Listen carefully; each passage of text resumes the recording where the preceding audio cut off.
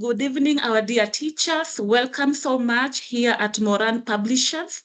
We are so grateful that you have taken your time to join our webinar this evening. So welcome, and it is our prayer that this webinar is going to support your teaching, to help you so much, and to make you a better teacher in creative activities and creative arts moving forward. So feel welcome, and God bless you so much.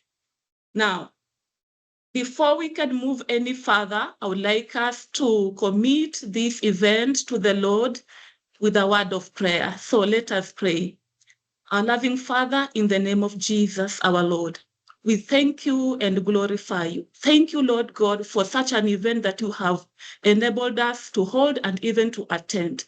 God, how we present it before you, that you are going to make it as beneficial to us and to our teachers and to our learners as much as possible, Lord. We thank you for the facilitators, Lord. May you use them, Jehovah, as your vessels to serve this community. We honor you and glorify you in Jesus' name.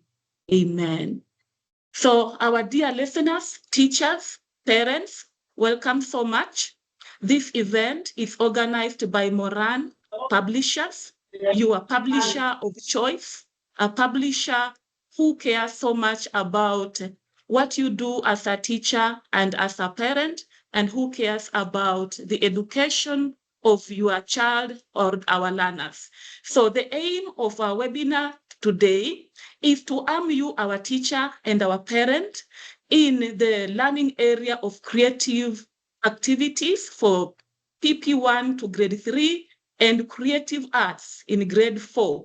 So we are prepared to hone your knowledge in this learning area, and we are going to focus so much on the music component of the curriculum design. And in music, we all know that there is one particular aspect or a substrand that runs throughout from the lower levels to the higher levels, and this is rhythm. So to begin with, we shall look at rhythm, how to teach rhythm right from grade 1 to grade 4. And then after we have looked at how to teach rhythm based on music, we shall look at how the components of rhythm are applied in the art and craft component. We know that this curriculum is integrated and the three learning areas are brought together. But now our focus this evening is music and art and craft. And our concept or our substrand that we are going to focus on so much is rhythm.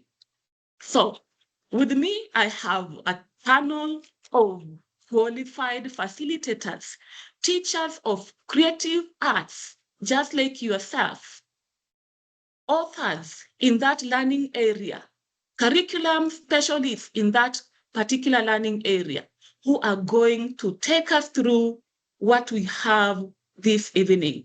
So I'll first of all introduce these facilitators so that we can move together. They should no longer be strangers to you, but look at them and interact with them as your fellow teachers and as fellow parents. So with me, we have Delphine Amimo. Delphine Amimo, she's a teacher of music, a teacher trainer, a music consultant, and also an author. Her wonderful series of beginning creative activities, creative arts and sports is very, very interesting to use. Our second facilitator is none other than Catherine Machuma. Catherine Machuma is here with us. She is a teacher of art and craft, visual arts, art and design. She is a curriculum consultant, having taught all curricula of this world, British curriculum, American curriculum, 844, CBC. She's here to help us. And so just be prepared to benefit from her Then we have our own Geoffrey Lijodi. Geoffrey Lijodi is a teacher by profession, a teacher in publishing, and also sales and marketing manager at Moran Publishers. And here I am, your own Naima Kasim. Myself, I'm a teacher, I'm an editor, and I'm a publisher. I serve at Moran Publishers. So feel welcome, and would like you to make this session as interactive as possible. Talk to us even as we move on. Write in your comments, ask us your questions, and we shall try our best to respond. But what is very, very important, be keen and listen so that your teaching and interaction with learners in class or at home may be improved for the benefit of that particular learner. So thank you so much. I would want us to now delve into the main agenda of this evening. And so I will welcome Delphine to take us through rhythm at the different levels of learning in our lower primary. So Delphine, welcome and serve our listeners. Thank you so much, Naima. And thank you, dear colleagues, for joining us on this forum. I will not go into much details of who I am because that has been well done by Naima. So I just want to take this opportunity to welcome you to listen in and get as much as you can, learn as much as you can for your own sake, but most especially for the sake of the learner that you're going to handle. Because if at this level where grade 1, grade 2, grade 3, and 4, if they don't get these concepts the right way, when they get to the middle and junior schools, then they may not be able to comprehend and understand what the music aspects entail. So welcome so much. I have some slides that I will be sharing with you as I go through the presentation. They'll be seen on your screen. I'm going to share them shortly. You can screenshot if you want to. However, no worries that we are going to have a summary of the same sent to you through the same channel that you received the invitation to come for this forum. So I want to share with you my screen. So you're going to be seeing this in a short while.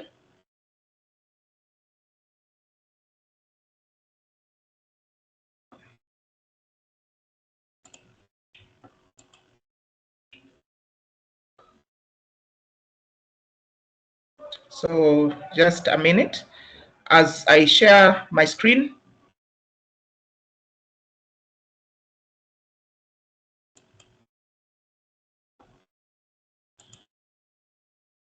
I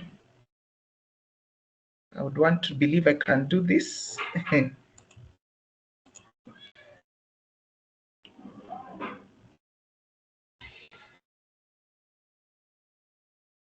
I want to be able to share my whole screen so that you see. Okay, here we go.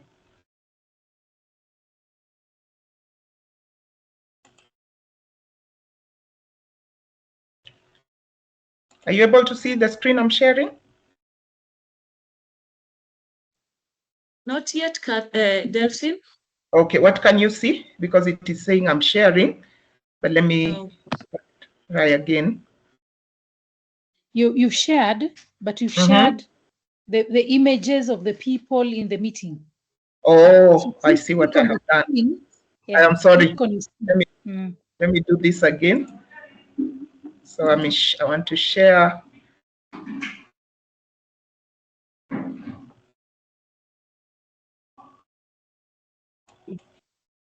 What about now? Yes. Yeah, you're sharing your screen. Okay, thank you. All right, so ladies and gentlemen, here we are. So just to give an introduction, the reason I have put rhythm and melody together. Not yet. You're good. Sorry.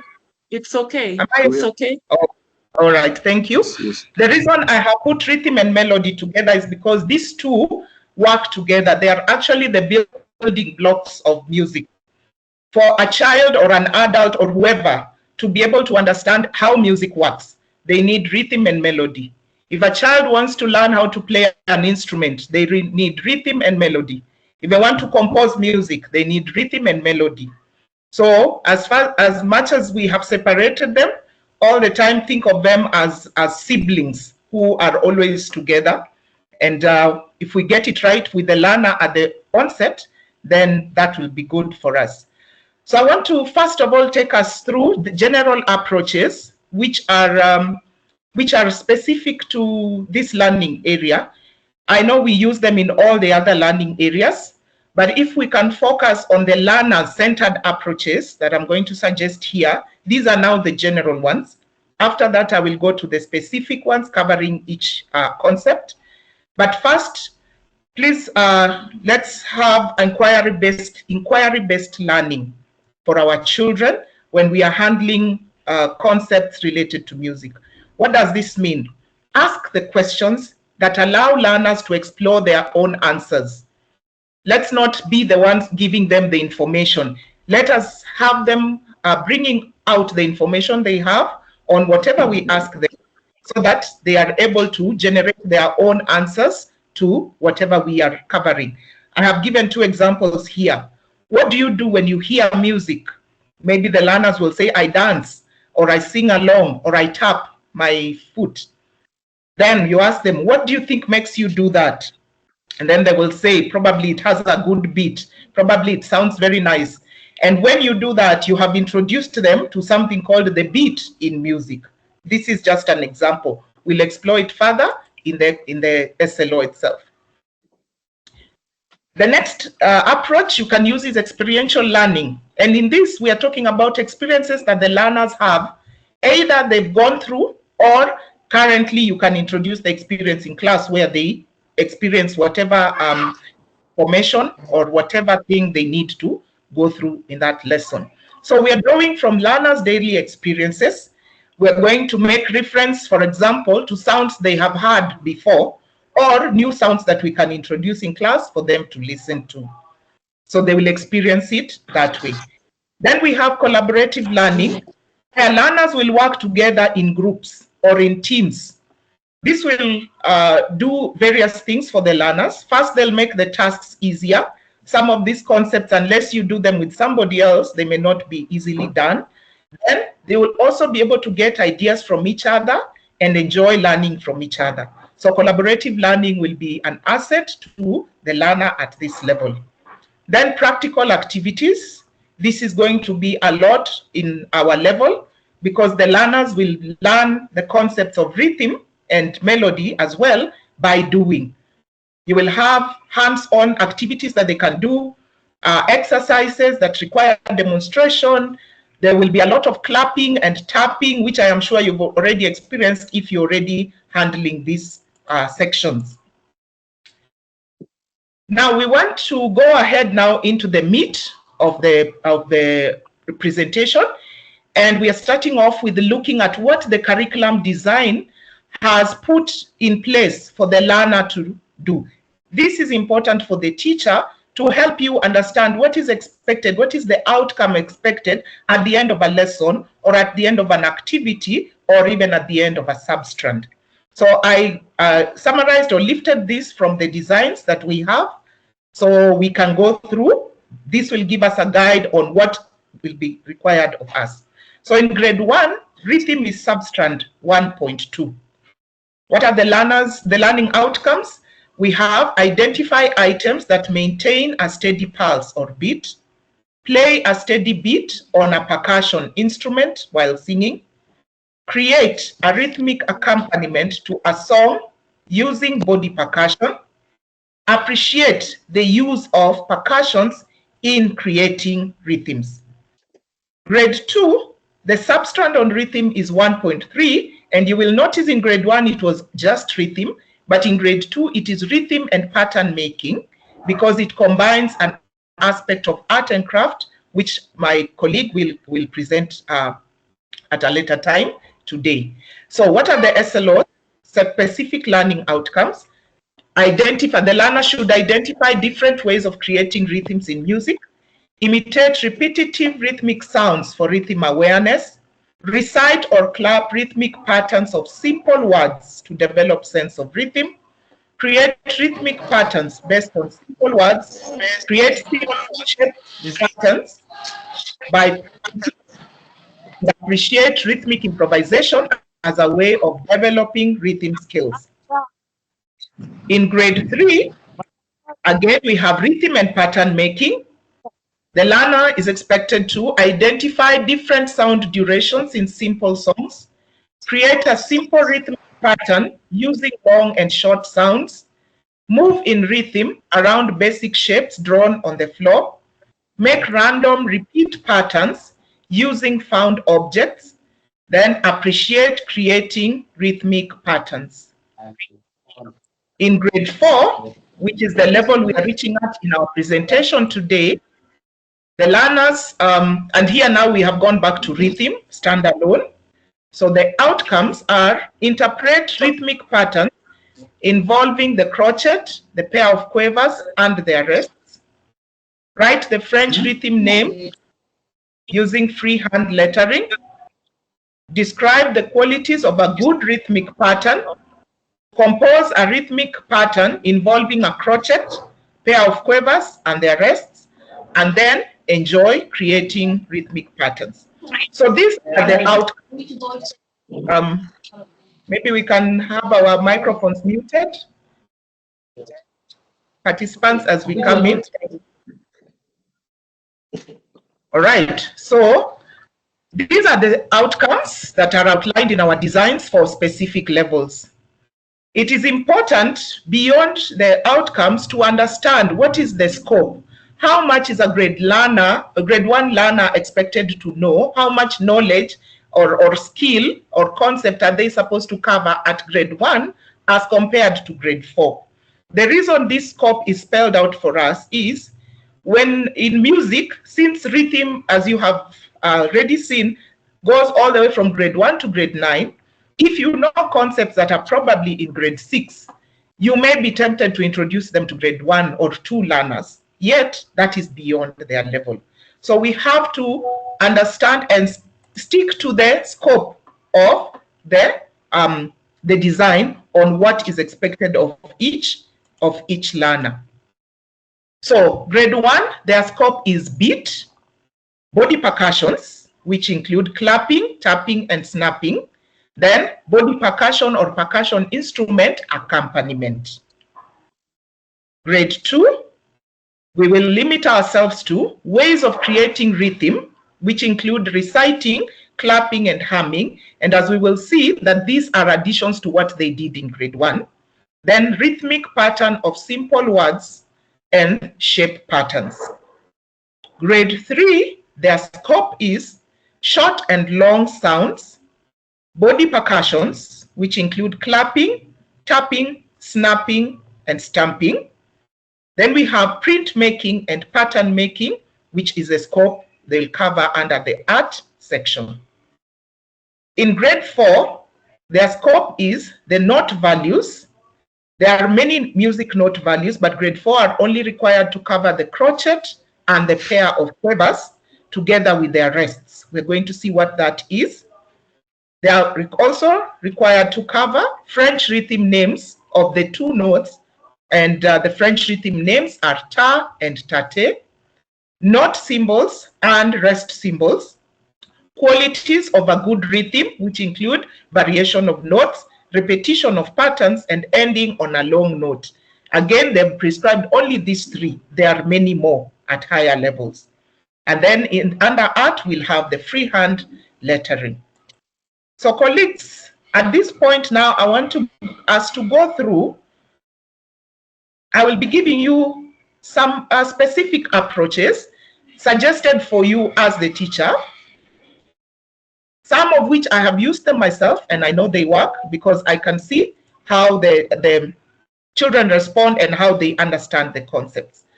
So what are the learning experiences we can take our learners through for every SLO. So what I have done for you to understand the slide you're looking at, the number represents the grade, and then the letter, for example, this is 1A we are looking at. So that is grade 1, the first outcome.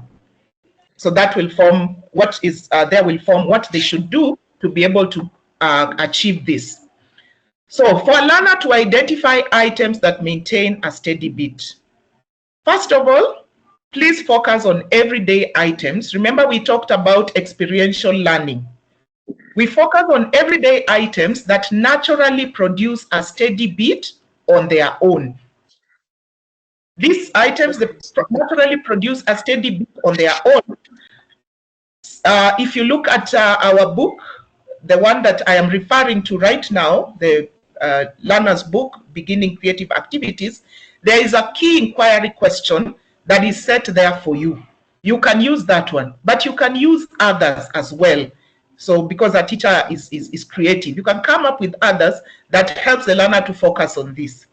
And the reason is we want items that produce a steady beat on their own. If you ask learners, some of them may probably say a desk, because they know if they hit their desk, there is a beat. However, that will not be a correct answer, because a desk does not produce a beat on its own unless you hit it with your hand. So what are some of the items? We have, let me give you an example of pictures. We have a clock. A clock produces sound on its own, the analog clock, not the digital one, this one. So you can show them a picture or you can show the real item.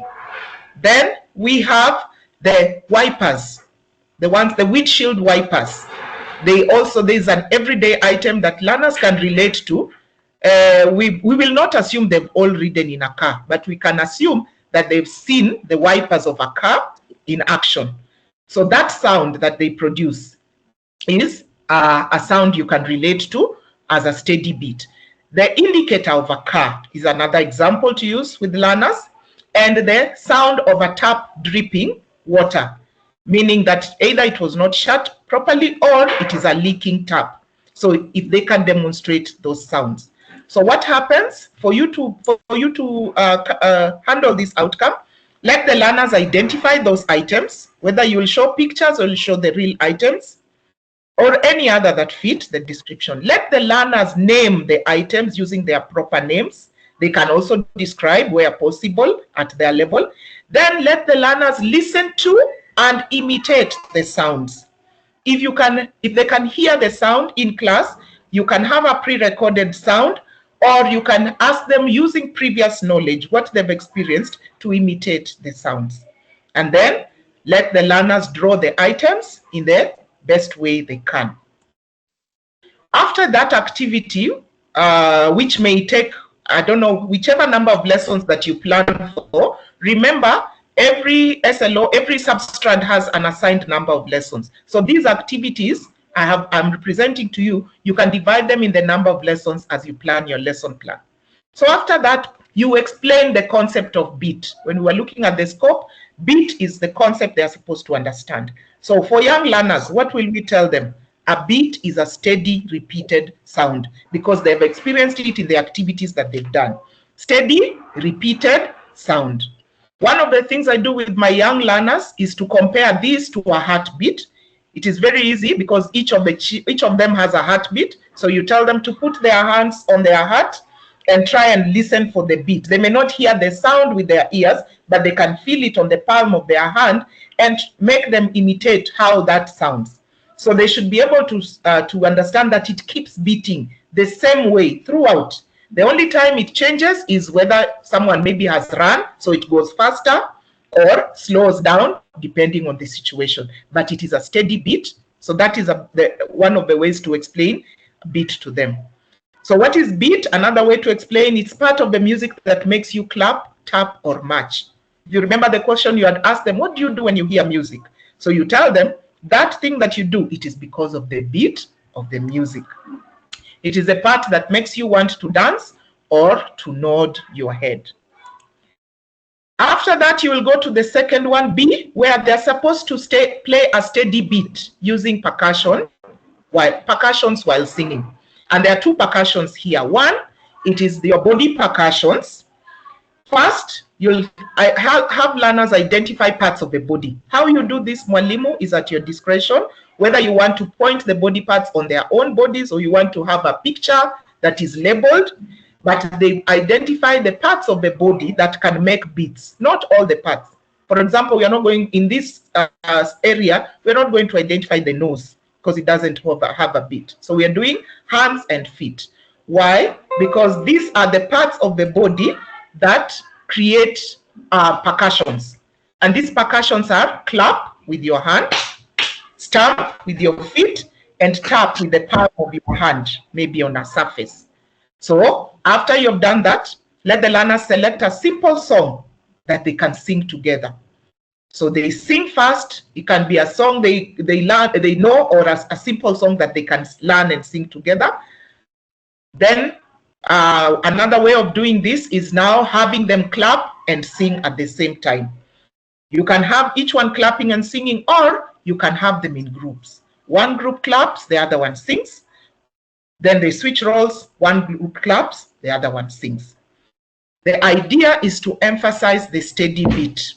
For example, if I clap, Mary had a little lamb, little lamb, little lamb. Mary had a little lamb, its feet was white as snow. So I'm clapping the beat and singing. So that steady beat repeated from beginning to end. I believe we're moving well. You can be sharing in the comments. Even if you have a question or a clarification, we will get to it. Then, apart from body percussions, so if you have any question, let me know. I type. Apart from body percussions, we have simple percussion instruments that can also play a beat. So simple ones. For example, a drum should be just a small hand drum that learners at grade 1 can handle, not a drum set. Then you can have hand shakers. Either you can improvise by making, taking a bottle and filling it with small items like small seeds or small stones. Then rhythm sticks, where you have 2 sticks that you hit together. So these ones also, still we are practicing to play a steady beat, accompanying singing. So you repeat the same with different songs. You exchange roles. If this one was hitting a drum, the next song she can use the hand shakers, and so on. So we have simple songs suggested in our learners book. Please look out for them. If any song is there and you do not know the tune, you can improvise, but so far they are simple songs that are easy to sing. You can also make it fun by experimenting with different speeds. Creating rhythms. Now, up to that point, learners have been dealing with beat, steady, repeated, the same all through. But in rhythm, we are going to introduce a concept where we have long beats and short beats, or long sounds and short sounds. So we usually start, for me, I usually start by singing a rhyme that I like singing. I think it has become my signature rhyme. So it goes like this, and it is in the learner's book. You can check it out. It goes like this: rhythm, rhythm, rhythm, long and short sounds. Ah, that is a long sound. Ah, ah, ah, ah. Those are many short sounds. And learners can relate. When you start, you can start with a rhyme like that. There are many others that you can come up with. But the idea now is to introduce rhythm in the simplest form to grade 1 learners is a pattern of long and short sounds. Long and short sounds or long and short beats. That is all a grade 1 learner needs to know. What is rhythm? A pattern of long and short beats or long and short sounds. Then you go ahead, because you're supposed to create, demonstrate how to create using long and short beats. One of the easiest ways to clap. A short clap, they clap their hands and then they release immediately. So that's a short clap. A long clap, because the sound does not resonate for long, have them clap and hold their hand. I don't know if my camera can pick what I am doing. So that is a long clap. So if you can demonstrate a rhythm as short, short, short, long, that is an example of a rhythm, or different ways that you put it together. Another way is to use sounds For example, in the rhyme, there is a sound ah as a long sound, and there's a rhyme ah ah ah ah short. So if we have that, then we'll be able to help the learners have different arrangements of long and short sounds. And at this point, there is no right and wrong answer per se, as long as a child is making a pattern with long sounds and short sounds. So we encourage as much creativity as possible. Use the echo game, where you create a rhythm and learners repeat by clapping. For example, I can clap, short, short, short, or then the learners repeat. Then you tell them to make their own after that. We are now at grade 2. As you can see, number 2 here, A, ways of creating rhythm. So it is a continuation of what we did in grade 1, ways of creating rhythms. So you can refer. Now that means, walimu, the grade 1 teacher has to get it right in grade 1 so that the grade 2 teacher doesn't have to struggle to do this, creating rhythms. And I pray that this other webinar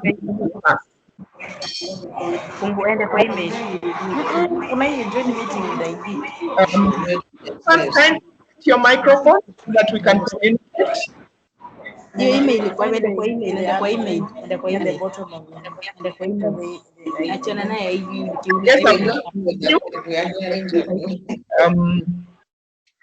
until they mute. So we'll maintain the simple definition of rhythm as we learned it in grade 1, which was rhythm is a pattern of long and short sounds. For grade 2, that is all they need to know. Now, apart from that, they were creating rhythms by clapping, by tapping, and by stamping their feet. However, in grade 2, we have 2 new ways, which at their level they should be able to do, is by reciting. What does this mean? This is borrowing from language, where they are saying words, phrases, rhymes, or poems following a given beat. One of the best examples is, rain, rain, go away. Come again another day. Little children want to play. Rain, rain, go away.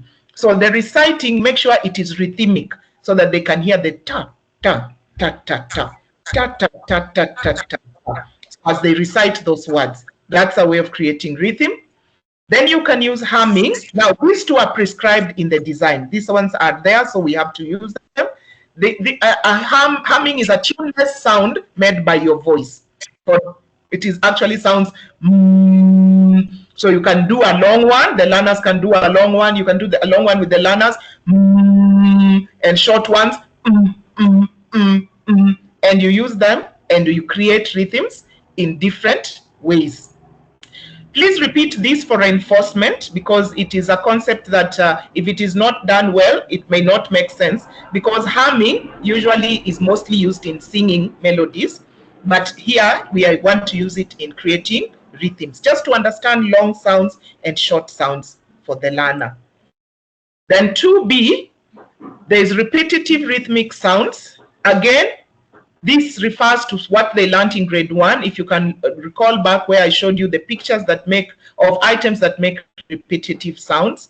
But here now they are including sounds made by birds, sounds made by animals, and sounds made by objects. So let the learner experience these sounds. If you are in a place where there are animals that they can hear the sounds repetitive, it is okay. But if not, then use recorded sounds. You can record them, pre-record them, or look for audios that are already recorded. However, you can also use the experience the learners already have of what sound does a bird make. If you're in the village, there are so many birds in the villages in our Kenyan rural areas, birds that make different sounds. We may not experience them in the cities because of course, urbanization. The animals around them, the dogs that they keep as pets, what sounds do they make, and can we have repetitive sounds from them? So that will be taken care of by that. 2C, rhythmic patterns of simple words. In continuing to develop rhythm, we look at words.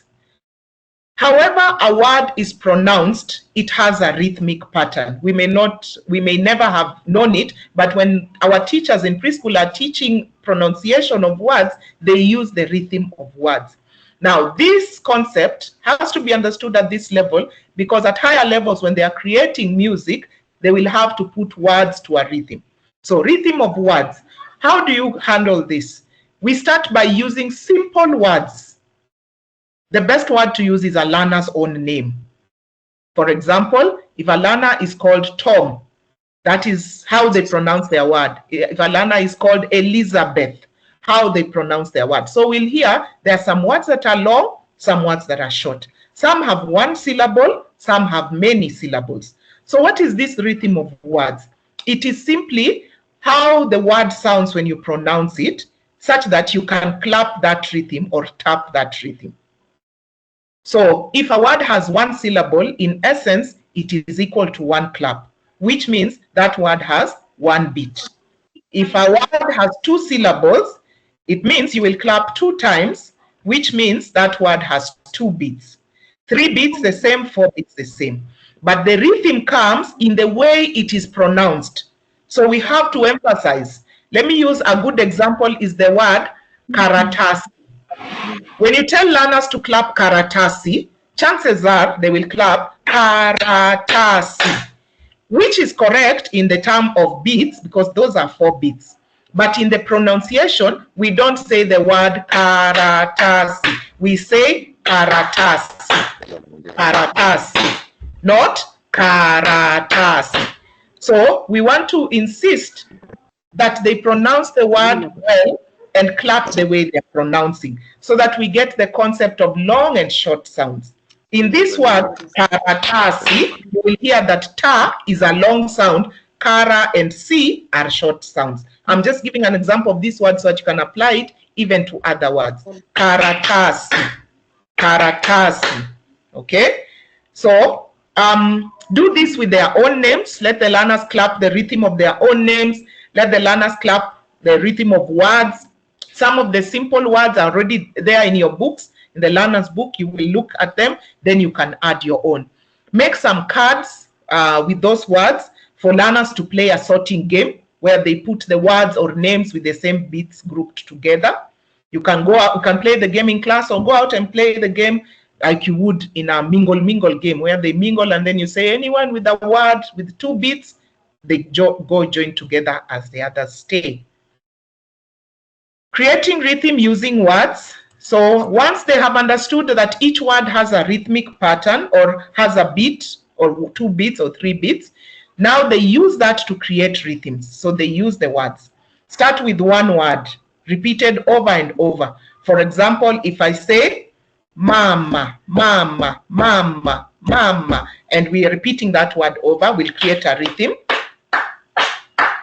You can now combine 2 words, mama yangu, mama yangu, mama yangu, and so on. 3 words. At this point, you are improvising as a teacher. You're using your knowledge of language and how words are pronounced to guide the learner to also be able to do it themselves. Okay? Here is an example I just gave here of 4 words. Nyama, ndizi, soda, tea. Nyama, ndizi, soda, tea. Nyama, ndizi, soda, tea. If they were to create a pattern using those words, it would sound nyama, ndizi, soda, tea. Nyama, ndizi, soda, tea. And any other words that you may put together. So play as many games with this to allow the learners to have fun with creating their own rhythms. Let them create, let them write, let them recite, let them tap the rhythms, let them share with each other. I made this rhythm, let me move and you make this one and play mine. Grade 3. At grade 2 and grade 1, you will notice I have not given any instruction or suggestion for the appreciation, because that as they're doing this activity, they'll appreciate what rhythm is through the activities. So that's why I'm skipping that SLO. 3A, different sound durations in simple songs. How long the words that we have done now previously, how long do they last in a song? So we're going to use simple songs. But first, the definition of rhythm has to change from what we had in 1 and 2. Now we're going to use the word duration. Okay, so instead of saying pattern of long and short sounds, we are saying pattern of sounds of different duration.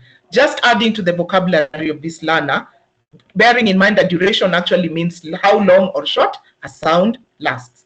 So what is rhythm to a grade 3 learner? Rhythm is a pattern of sounds of different durations. But that does not mean we will penalize them if they say rhythm is a sound or long and short sounds. That is still okay, but let them improve their vocabulary because they are going higher levels. So what do they do? What do you do with the learners? They sing simple songs while clapping or tapping to have a sense of how long the different sounds last in a song. Okay, for example, let me use a song, Ba Ba Black Sheep, Happy Penny Wool, and they will see there are some long, middle, medium length, then we have short ones, then we have a long one. So this will not be done in one activity. You will have to do this over and over, even repeating the same song over and over until they are able to orally, A-U-R-A-L, hear that there's a long sound, there's a short sound, and that is what is rhythm. If need be, please clap the songs without singing out so that they can actually hear how long they're clapping, but the best way is to sing along with the songs. Then you can use the rhythm of words in the songs to demonstrate duration. So we want to use these long and short sounds that we have learned to create rhythmic patterns. So in grade 3, and this is where again I will remind us teachers that to keep to the score.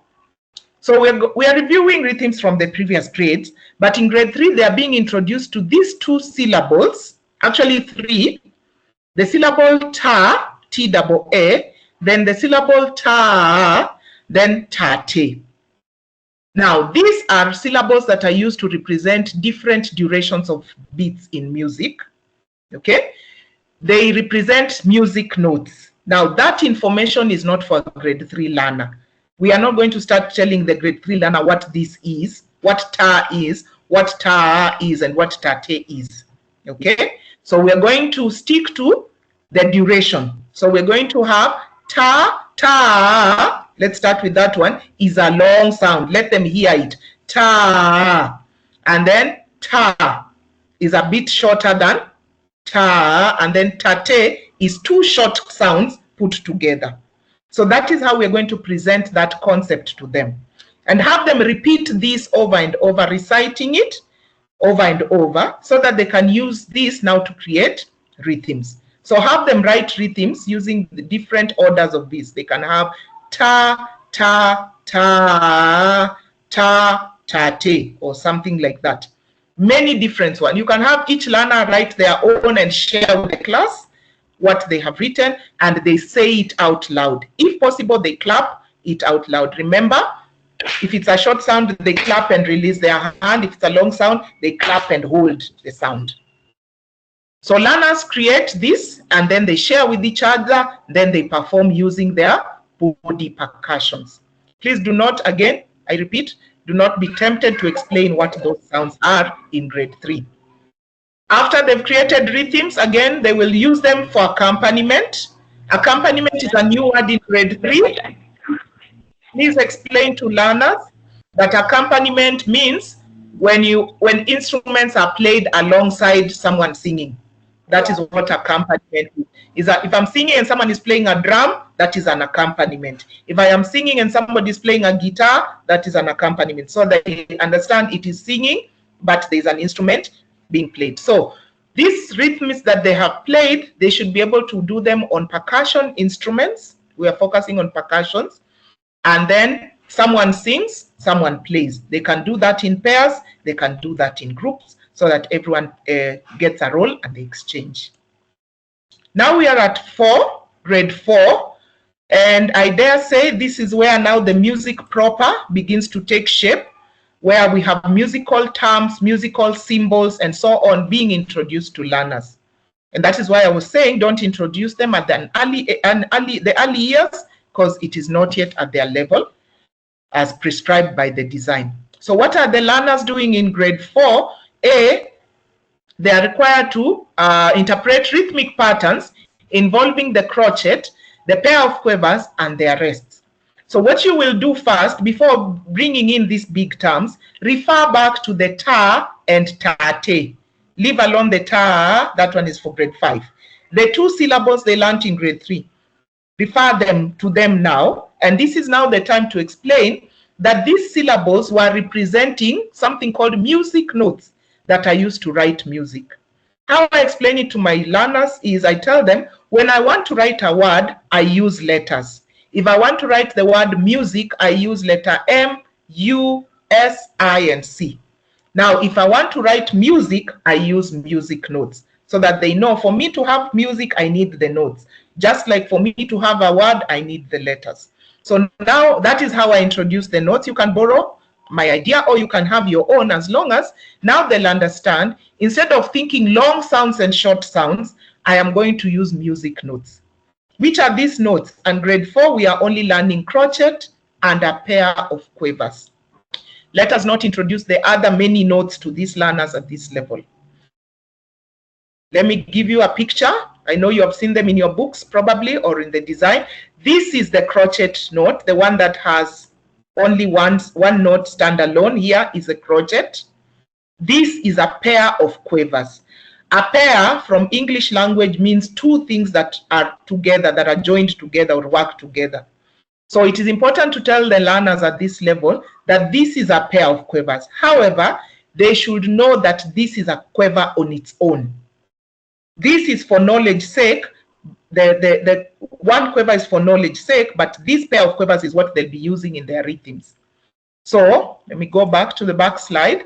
So what do? We tell them that these notes, each note has a name, it has a duration, and it has a French rhythm name.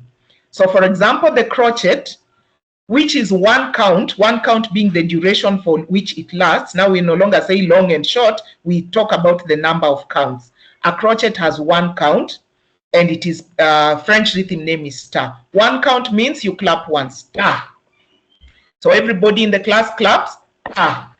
If you have them on a flashcard, you show them and tell them clap, star. What is the name? The crochet. Then we have tate, which is a pair of quavers, 2 of them put together. What is the value of the crochet or of the quiver or the duration? Each of them is half a count. Let them remember it is 2 notes. They are a pair put together. Each of them half. Okay? Half, meaning I use the concept of months and explain fractions. If I have half and a half, what will I have? 1. So it is 2 of them in the count of 1, each half. The learners should be able to draw those notes. Which are the parts? They should be able to draw the knot head, which is the oval shape. They should be able to draw the stem, which is a straight line pointing upwards, and a tail. At higher levels, they may be introduced to drawing the notes going downwards, but we don't want to confuse them at the moment because some of them are even still struggling with writing D and P, 9, and so on. So we'll focus first on the stem pointing up and the flag or the tail. Please, it's important that you explain the relationship between the crochet and the quiver, and I've already said you can use the concept of fraction in maths to explain that for every crochet there are 2 quavers. That is an important concept. They will use it later. After that, there is the concept of rests, which are moments of silence in a rhythm. Rest is silence in music. I usually tell my learners when I'm resting, I am doing nothing. So if I was in the middle of clapping, when I rest, I will stop clapping. That is an easy way to understand resting. So if I am singing, I will be quiet for a short while, then I continue. I have not come to the end, but I'm quiet. So what are these rests? Rests are periods of silence in a rhythm. Let the learners also have that explanation. And each rest lasts how long? As long as the note it represents. So since at this level they are only learning 2 notes, the crochet and the quiver, let them also only learn the symbols of two rests. The crochet, which has two options of the rest, and then the quiver, which has only this one. I hope you can see them on your screen. So the learner identifies them, the learner is able to draw them, and the learner is able to observe them when they are in a rhythm. It doesn't mean some learners, when they see a rest, they skip that note and go to the next one. That is not right. They should actually be quiet for the duration of that note. And so we'll emphasize on that. So you can have learners clapping and reciting notes using flashcards. Walimu is innovative. You can make your own flashcards. You can have the learners make them themselves as an extended activity and come with them to class ready-made and so on. Then they clap. One of the ways I do this is I have random learners standing with their flashcards. They lift, someone claps. Sometimes I make 4 of them stand together so that they clap the 4 different notes to make a pattern. So at this point, please review the definition of rhythm from what we started with in grade 1 and 2, then to grade 3. Now in grade 4, we want learners to include the moments of silence or rests in their definition. So a rhythm is a pattern of sounds of different durations and moments of silence or rests. See, of a good rhythm, like I said when I was reading, we are limited to only these 3. So when learners are required to create a rhythm, let them endeavor to create a good rhythm. How do they do that? We can start by listening to a simple melody and trying to identify the good qualities, and here they are. Variation of note values, meaning they use both the crochet and quiver and changing them from one to another. So instead of a learner having a rhythm that has crochet from beginning to end, they have crochet and pair of quivers in different orders. That is what basic variation means at this level. Okay? Then you can have repetition of notes and note pattern. Note being one, note pattern being a combination of notes. For example, if I talk about repetition of note, I can have crochet, crochet, crochet repeated 3 times. That is repeated note. And then I can have a note pattern where the 3 crochets now are a standalone pattern where I'll repeat the same 3 notes somewhere else and there'll be a pattern. So the quality of a good quality of repetition is also important, and then ending on a long note. At this level, the long note is the crochet because they've only learned 2 notes. The quiver, which is half a count, and the crochet which is 1 count. 1 is more than a half, so crochet qualifies as the long note. So all the rhythms they write, however much they have repetition and variation in those rhythms, at the end, make sure they have a crochet note. NB, as I've put it there, keep to the scope. Do not introduce the minim, even if you know what it is. Do not introduce any other note, the semi-brief, and so on. Then use that which I've just explained of composing a rhythm. You use the qualities to guide the learners to create a rhythm. I've just explained. However, you can also use the ways they learned in earlier grades, and then you see if the learners can relate now using note values. Remember in earlier grades, they were talking about long sounds and short sounds. Put a long sound here, put a short sound here. Now see if they can relate which one is the long sound that I can put here, which one is the short sound. Also, you can demonstrate as a teacher. If you're competent, demonstrate and create a rhythm for the learners. They clap it, they say the French rhythm names, then they do their own. And I've already given this example of using the qualities as a guide. Now, fellow teachers, colleagues, that is, I've tried to make it as simple as possible of how to handle the SLOs as prescribed in the design for all the grades, so that you have with you at least techniques and approaches to do and make sure the learner is getting as much as they can. So I just want to finish in addition to that, now that I have completed with the SLOs. In addition, 1, make use of ICT and digital devices for extra resources and information. Do not stick to what you think you know or what is prescribed in the book. If it is within the scope, especially if you're looking for sounds, you're looking for songs, you're looking for extra information for your own consumption, please make use of ICT and digital devices. This is for the sake of the learner, because when a teacher learns, the learner learns more. Please engage the help of skilled resource persons when in doubt. Let's not teach learners wrong concepts because we do not know, yet we have skilled people willing to share that knowledge with us. Please engage skilled resource people, those who can help you either by training you or coming and helping your learners in class.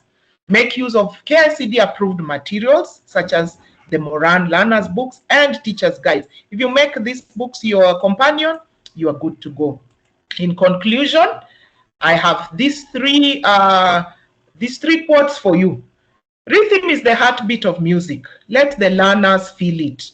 Don't lecture learners. Let them feel the rhythm, however you choose to do it. Rhythm is everywhere around us. Let the learners experience it. Take the learners out. Bring the outside to them. Let them experience. And lastly, if you can say it, you can clap it. If you can sing it, you can dance it. So let the learners feel the beat and move their musical little feet. And ladies and gentlemen, thank you for your time. I want to give it back to Naima for the rest of the program. Thank you. Thank you so much, Delphine. I believe you deserve a hand clap. So our teachers, that was our presentation on music, especially rhythm. That is what Delphine is able to render for now. Now we want to look at how rhythm is applied in arts. And with that, Catherine Machuma will help us. And then, Catherine, you are ready? Yes. Catherine Machuma will help us. And if time allows, we will move on to melody. So I can see our teachers are asking questions. Delphine, you could be going through the questions and then we shall respond to our teachers at the end of Catherine's presentation. Catherine, please take it on. Okay, thank you very much, teachers and facilitators. Can you hear me? Yes, we Can you hear me? Yes, we can hear you. Can you see my Yes, screen? yes. Yes, yes. Great, thank We you. can hear you. We can hear you. Great, Yes, thank President. you. Now, creative art activities. We are looking at activities that we can do to back up the rhythm and movement that we've just seen being explained very well.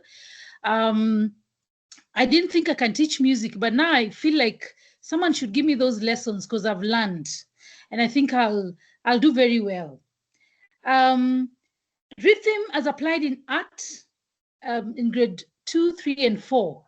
Grade 1 have, I think, avoided rhythm and movement, rhythm and melody, maybe because these learners are young or something, but they've introduced it in grade 2.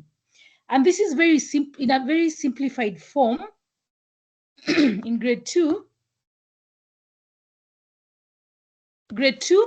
they've only given one activity under rhythm, and this is making simple shape patterns by printing. If you can see my second screen, the second slide. And in reference, I would like to, of course, refer to Beginning Creative Activities, Learner's Book 2 by Moran Publishers, because that's where we are and that's what we have done. We've done a really great job in putting these things across. Now, when you look at the curriculum design, you'll find they've given specific learning experiences, suggested learning experiences. So you're not locked to those. You're allowed to explore and get more activities under the same topic. So we are at a point where we are now applying patterns. We're making patterns and we're only using shapes. And on my screen, you can see there's a potato designed as a star. We've designed a star on a potato and then printing it. So the creativity of the teacher is very key here. because as a teacher, if you're not creative, then you wouldn't know activities to do.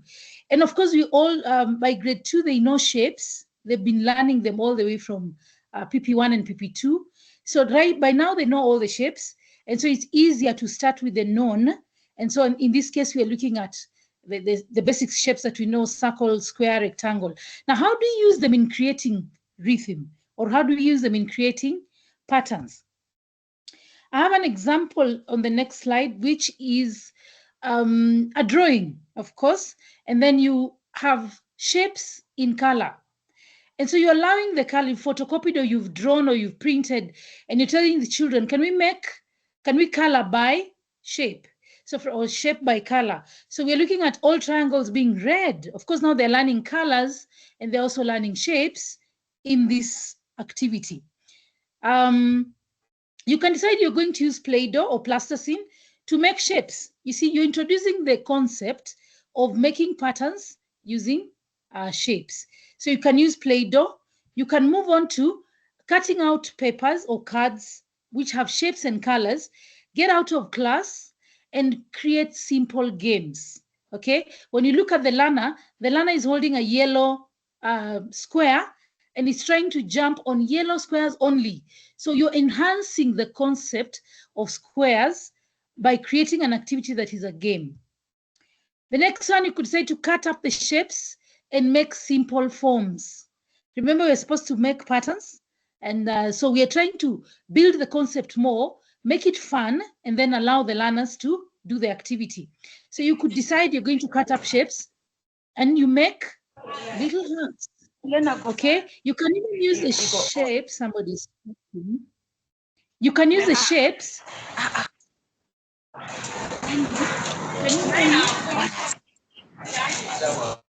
Can you hear me?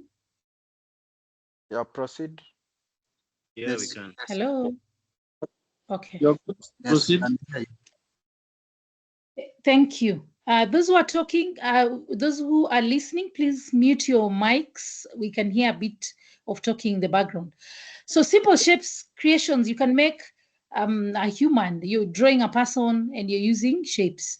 You can make a little town or a little village using shapes. So this is just to enhance the concept before you move on to the creating of the shapes. Now, simple shape patterns. A square and a circle and a square and a circle. So you see, the kids have already understood the concept. They are moving on to making the patterns. And so it's very interesting to watch them create patterns and allow them to make the patterns without you interfering, so that you see how they are thinking. Maybe you put them in pairs or groups and just allow them to create these patterns before you introduce anything else. So you'll see a lot of creativity, a lot of thinking, a lot of ideas coming up when these learners are allowed to do their own shape patterns. Now, we move on to preparing shapes for printing. Remember, the main activity in grade 2 is printing. And so you need paints, you need a foam or any item that you can use for printing. So you need that. And on my screen right now are shapes that are designed for printing. Is that what you can see? Yes. Thank you. So foam, sponge, tissue rolls, the tissue fold in a certain shape, and then they are ready for printing. So it's an easy activity, but of course with the help of the teacher, because grade 2 are really young learners that need a lot of help. So here, look at the inner tissue roll thing is that we're using, the cardboard that is inside the tissue roll. So you just ask them maybe way in advance to bring the tissue rolls, or I believe most schools bring in tissues to school, and so they use them. And when they're done, the teacher can keep them for a lot of creative activities, not just printing, but a lot of crafts that you can use with the inner tissue roll cardboard. So see how the shapes have been cut and can be used to do the printing. So be creative as a teacher and allow the learners also to think and be creative, because their creativity sometimes surpasses what the teacher knows. I believe you're teaching a lot of things and a lot of learners and a lot of classes. So it may feel like overwhelming to really sit and think of an activity. But when you throw shapes at learners or when you throw things at learners, you will see them thinking of how they can use them to print or to create patterns. So you can use shape forms and then you use them to print random patterns in any specific pattern. They've not told us a repeat pattern or it's just random patterns. So you as a teacher, be creative, find form, find things that you can use. Look at that. Little houses, now they're creating patterns, but they're not limited to just the shapes. The shape can be used to make a certain item. And so this is a whole village set up, and there's even a star in the sky, and there are clouds using circle, and then the hearts.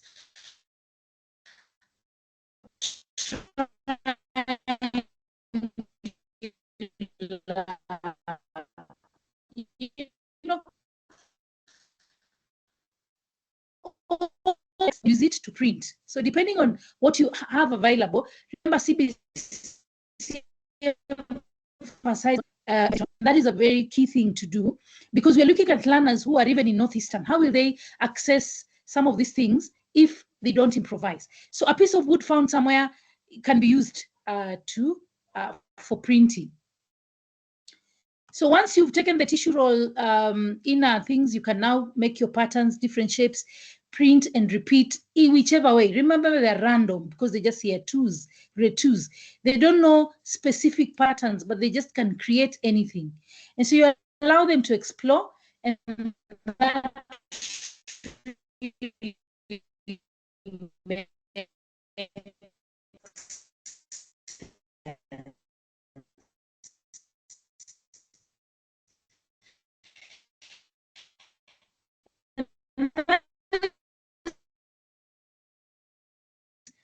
sorry, anything with a pattern, anything design, anything 3D can use. Sorry, Catherine, your network is surging and we are losing you. Faye. Oh, sorry. Let me see. Okay, is everybody losing me, or some are losing me, or is it? Anyway. Some are losing me, some are losing Let me see. Yeah. I can switch. I've also lost you. Me too. Can't hear you. At what point? 2 slides behind. Oh, the slide behind this one. Grade 3. Yes. Grade 3. I am on the grade 3 one right now. Can you hear me now? Yes. You are now audible. Yes, you can. Yes, yes. Yes, you are. Thank you. Thank you for that. And it's okay to stop me when you need to clarify, like you've done. Well done. Thank you for that. So you can pick objects around, anything, a fork, a leaf, a maize cob. So remember, we are making random patterns using found objects. And so again, I'll refer to book 3 of Moran Publishers, Beginning Creative Art Activities, Learner's Book, page 22 to 25. That's where that. Remember, we are in rhythm. We're just in rhythm and looking at how we can apply. Found objects. And don't just remember, it's random patterns. You could actually create something like this, which is a flower garden. And the children will be very happy and excited to put up when you've gathered something, but you're making a tree or you're making a branch. So it's very important to be creative and allow them to create, by the way. Don't lock them to, today we are printing a leaf and we are printing a tree and we are. So just allow them. Now we are doing leaf printing, and you can do this like 3 times. So 1, we're just printing the leaf. 2, now we are adding maybe a branch, or we are doing fruits or something. Now the bubble wrap, the bubble wrap, when we buy a TV or anything fragile, there's that paper they put. That's a random thing. Wrap it on a stick or something, and then use it for printing. Again, you'll create very interesting patterns with the kids. And so allow yourself to explore. You can use potatoes. Of course, you can, but the curriculum desires, or the implementers of the curriculum, the designers of the curriculum, desire that we do not waste food. So we do not use food, but I mean, if you can find, you can use, but you don't have to use. You can use improvised materials. There's a maize cob there, put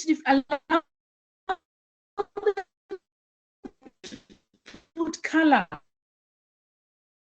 And then it's only helping to farm the music concept. Okay.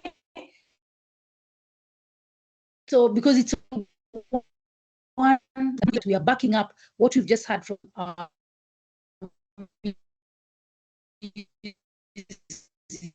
We are sorry, Catherine. Losing you again. teacher. Catherine, your internet sorry is about letting that. you down. Are you able to get a backup? Yes. Yeah, we lost you from the potato. A moment, please. You could start from the potato printing. You are talking, you are giving us advice on how we should not waste food to align with the PCI of food security.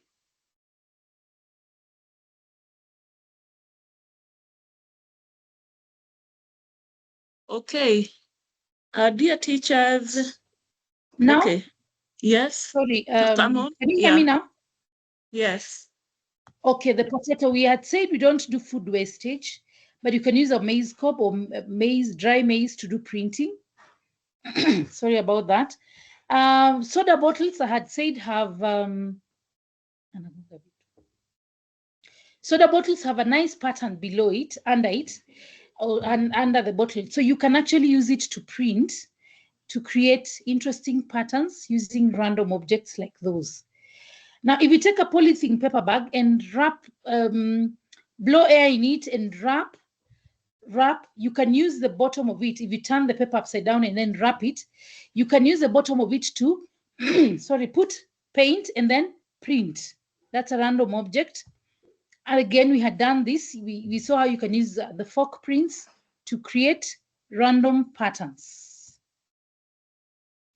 You can use a wood block and you put a string on it, put paint on it or ink and print with it.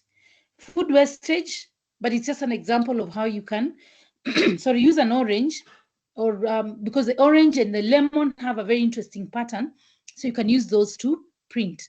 So it's very important to consider anything you find along the way as you move around the school compound or in their homes, to pick stuff to bring to school to use for printing to create random repeat patterns that are creating rhythm. Lastly, grade 4.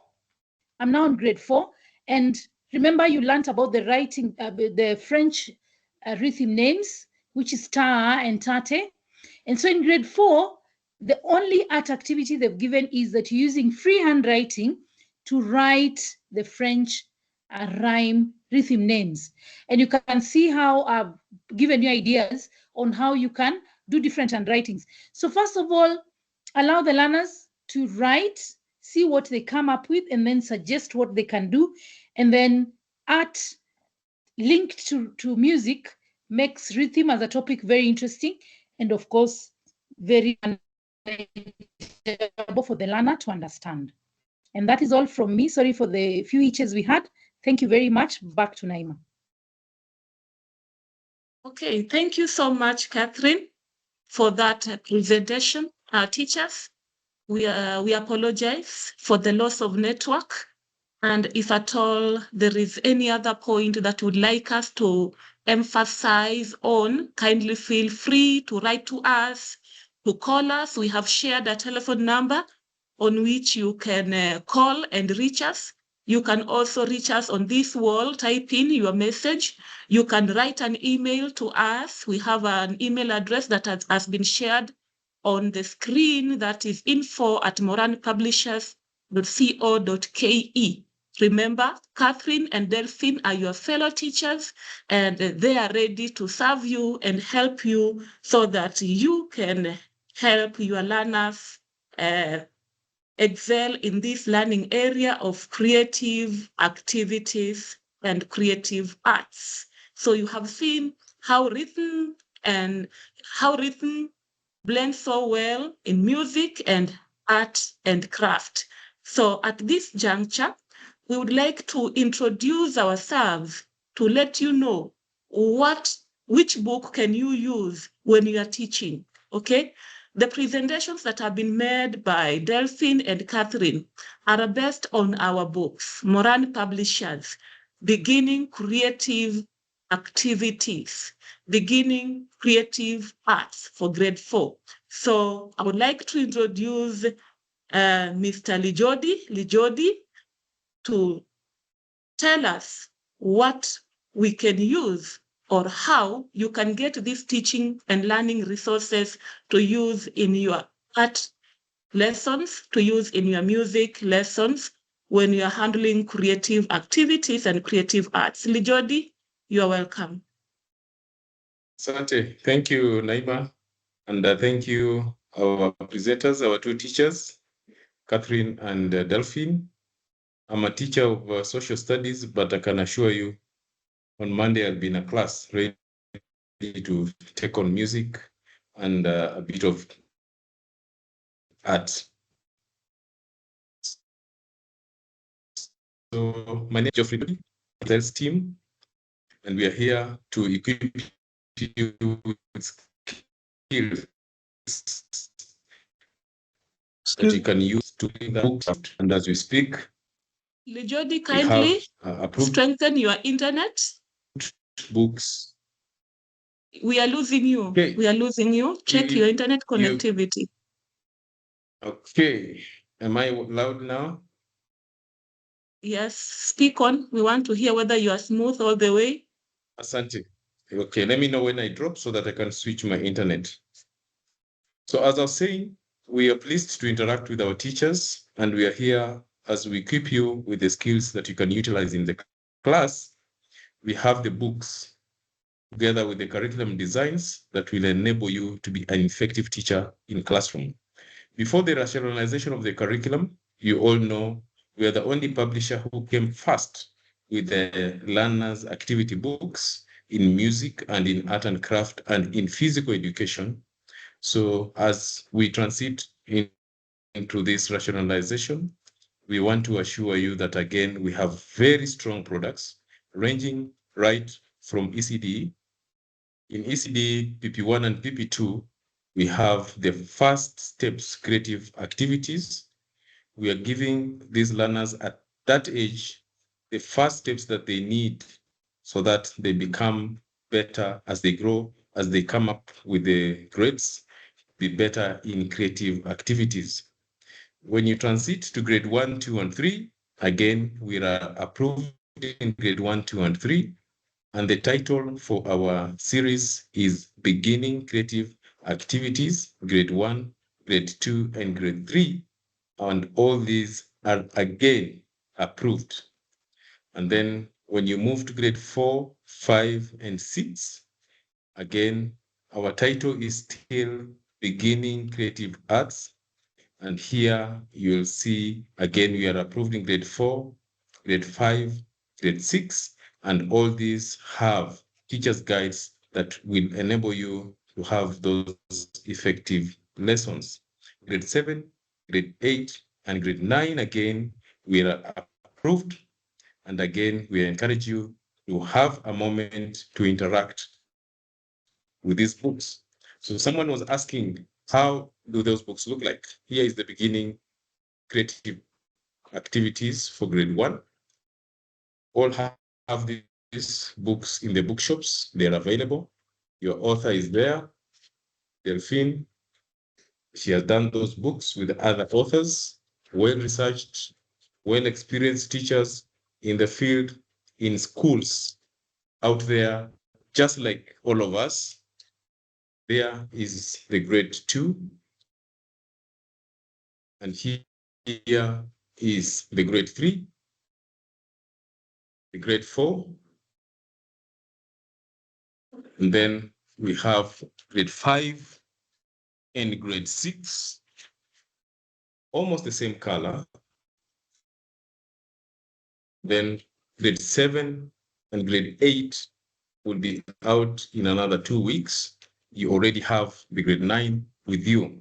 So if there's a school or there's a teacher who has not interacted with our creative arts books, the way the content has been delivered with our 2 facilitators, our 2 teachers, is the same in our books. You will not struggle to find how to teach rhythm.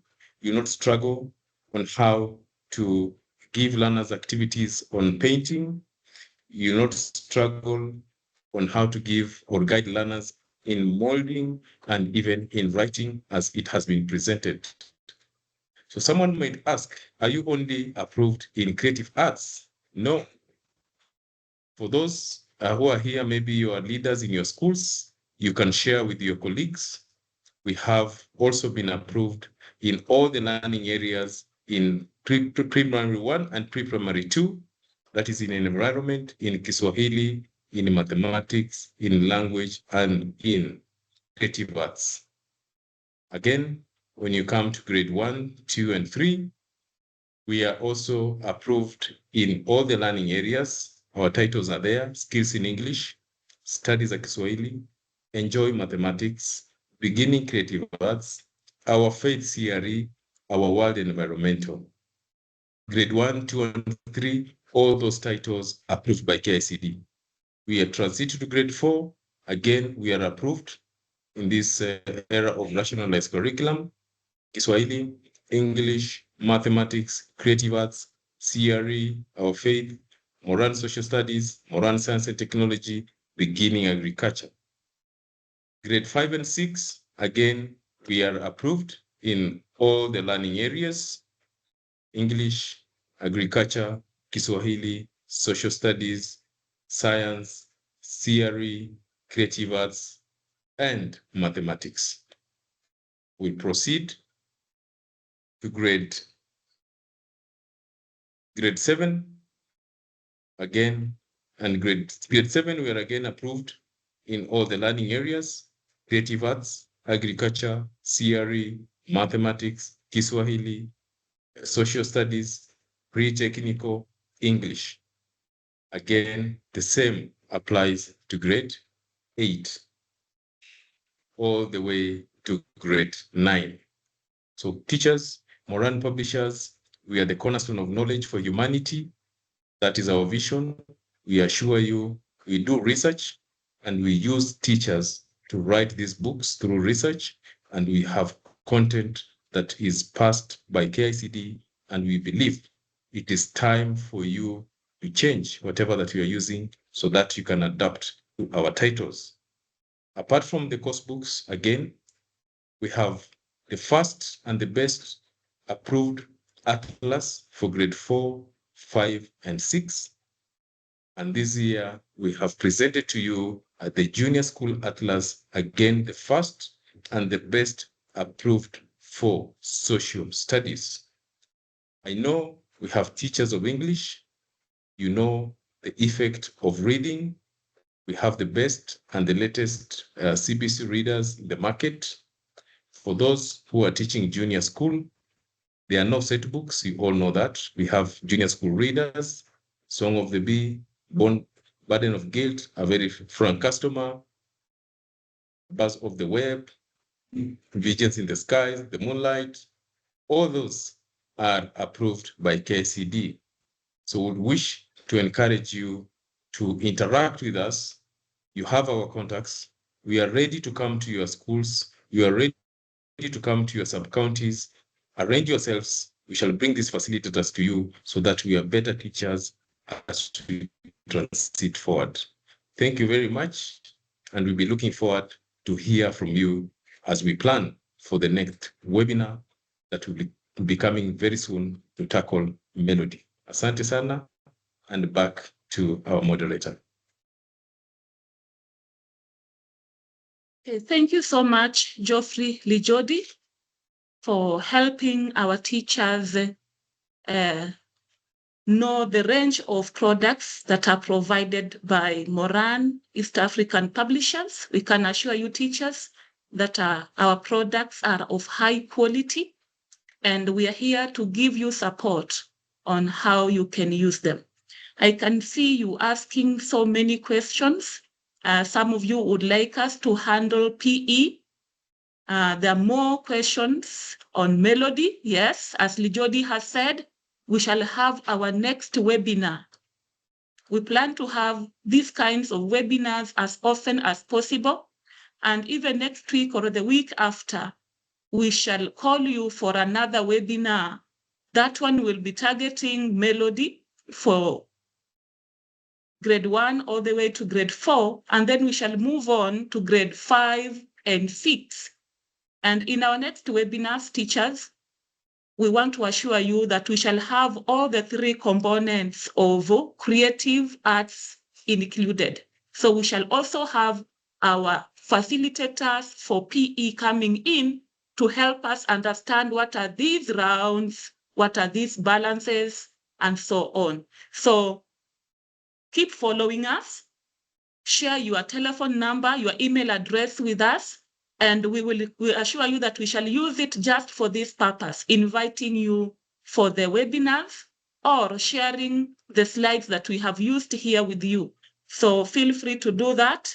And on behalf of Moran Publishers, I would like to thank you so much. Our managing director, our chairman, our general manager is following. They are all following us, and they are glad that you came. So we would like to invite you so much for our next webinars, and we really appreciate. We thank you that we called you and you honored the invitation and came to listen to us. So thank you for being our partners in education, our partners in whatever we are doing. And so ours is to wish you all the best. And when you go teaching, kindly remember what we have learned here, apply. And if you encounter any challenge, get back to us, Delphine, Catherine, and even our PE teachers who are facilitators will be able to address your issue. So thank you so much for now. I would like us to say goodbye and wish one another a happy teaching moment. So from Moran Publishers, goodbye. Facilitators, you can wave to your teachers. Goodbye. Bye. Bye. Bye.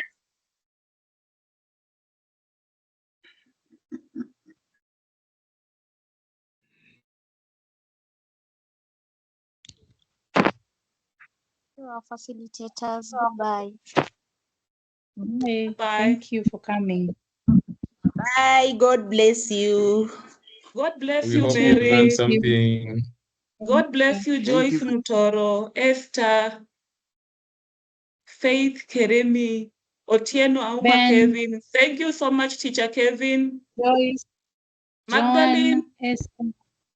thank you. Darus from Mombasa, thank you. Wesonga Kisiangani, thank you for coming. John, thank you so much for following us. Teacher Hope, Esther, thank thank you. you. Sodira, thank Cosmos, you.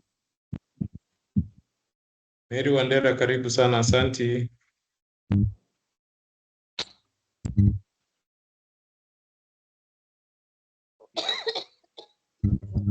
Bye.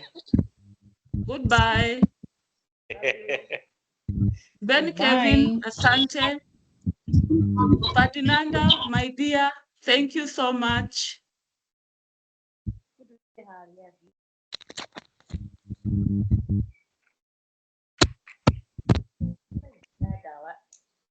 Miss Helda, thank you for coming. Alphonse, thank you.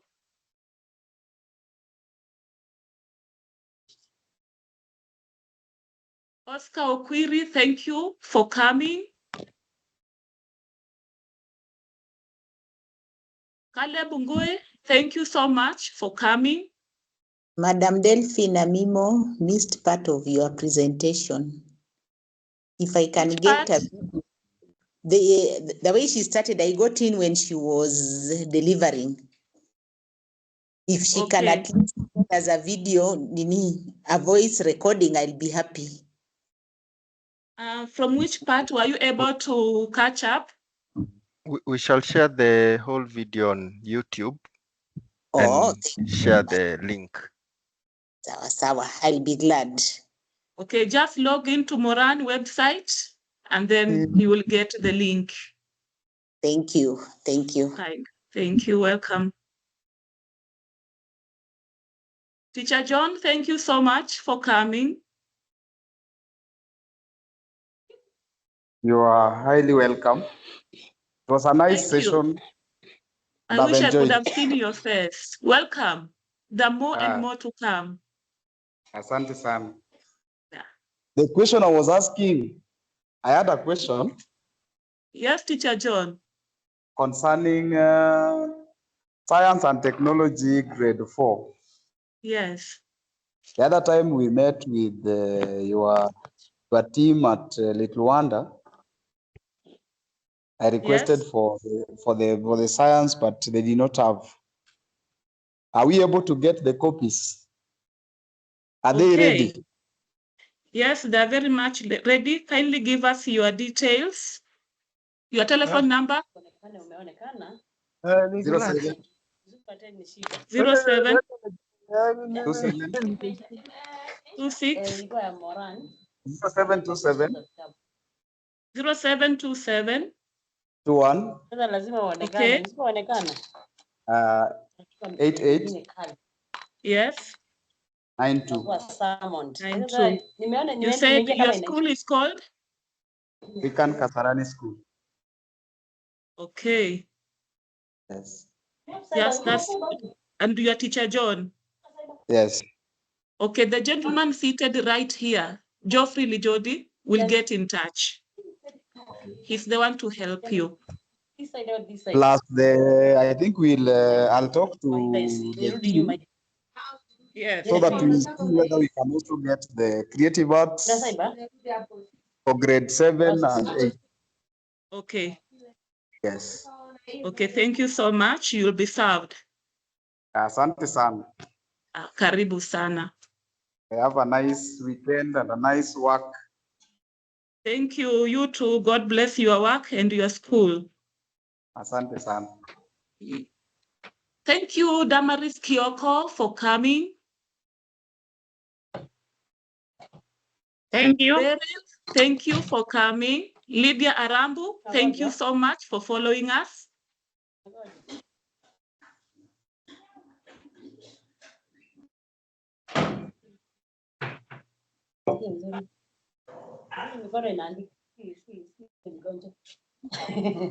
Are you sick?